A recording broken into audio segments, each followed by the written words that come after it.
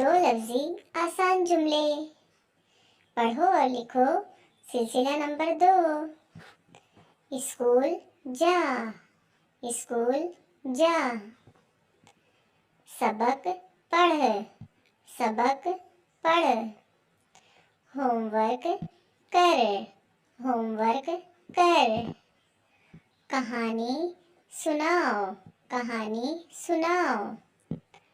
साफ लिखो, साफ लिखो।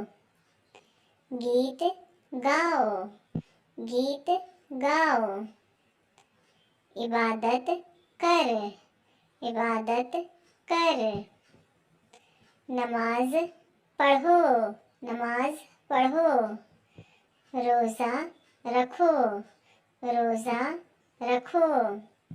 मदद करो, मदद करो।